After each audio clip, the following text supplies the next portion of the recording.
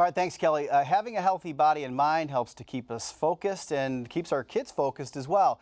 Joining me now to offer some friendly advice on how to stay healthy as we head off to school is our neighborhood pediatrician from Children's Hospital of Michigan, Dr. Patrick Hines. Doctor, thanks for being with us. No problem. Thanks a lot for having me, Fred. Well, we are heading off to school in just a few days, and we're focusing on staying healthy. What are some tips on how to stay healthy as we head off to school?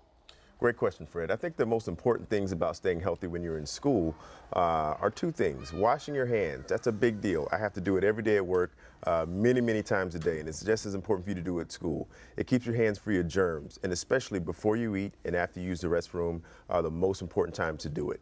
And when you do it and your friends see you do it, you can set an example and be a leader in that regard. So washing your hands is really important. And I would say the second important thing is if you're sick, especially if you have a fever or a cough, it's important to stay home until you get better because you don't want to get your other friends sick. The only thing worse than being sick is getting other people sick also. So if you're feeling sick, especially have a fever or cough, try to stay home. Well, and of course, when a child is feeling ill, sometimes as parents we think, well, we can get away with this one day, but oftentimes that one day, sending them off to school, makes them more sick, and then there's 3-4 days that the parent has to be out of the office. So parents will let you know when it's time to go back to school? Exactly. Your parents will let you know. Parents generally have great judgment when it comes to this kind of thing. And again, especially fever, cough, those kind of are indicators that you might have something that you can pass along to your friends and other teachers. So parents, use your judgment, and fever and cough is definitely one of the two of the big things you want to stay away from if you have them. And one of those judgments that parents are realigning perhaps as kids head to school for the very first time or at any age is getting enough sleep and bedtime. How much sleep do we need to be productive at school? That's an excellent question, Fred. For kids, for the most part, 8 hours of sleep is the minimum amount of sleep each that a child needs to really be ready to learn.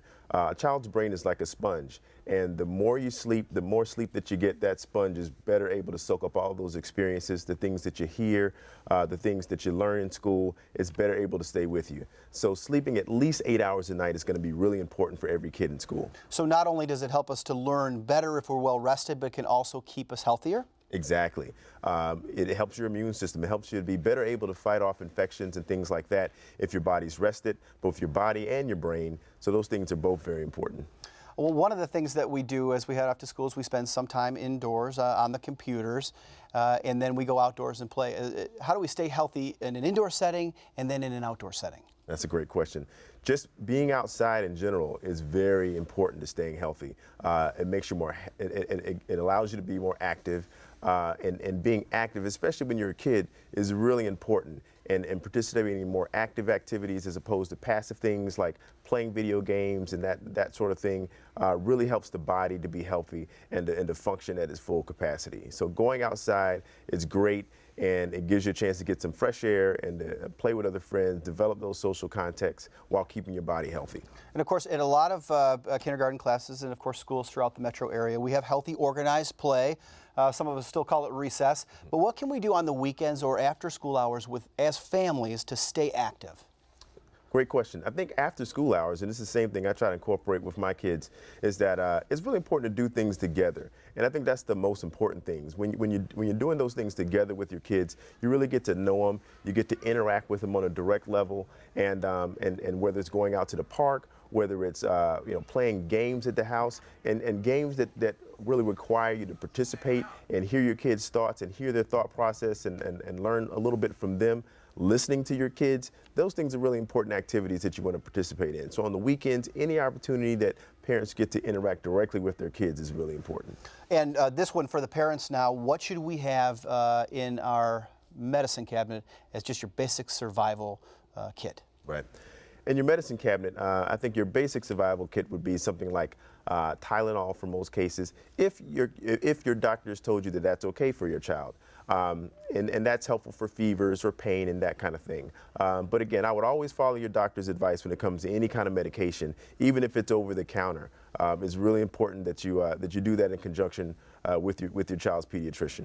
So to recap, some healthy tips as we head off to school. What's maybe 3 or 4 important things to remember as parents and as children? Right. I would say just to keep yourself healthy while you're in school. And those are washing your hands, keeping your environment free of germs, and if you're sick, stay home. I'll say the next thing we talked about was sleep. That's very important to a healthy body and brain, which you need to learn well. And then we talked about last is just interacting with your children when they're at off-school times. That really helps to reinforce the things they learn in school and really helps to develop a better relationship with your kids. Dr. Patrick Hines, our neighborhood pediatrician from DMC Children's Hospital, thanks for helping to keep us healthy, and thank you for being with us. Happy to be here. Thanks a lot.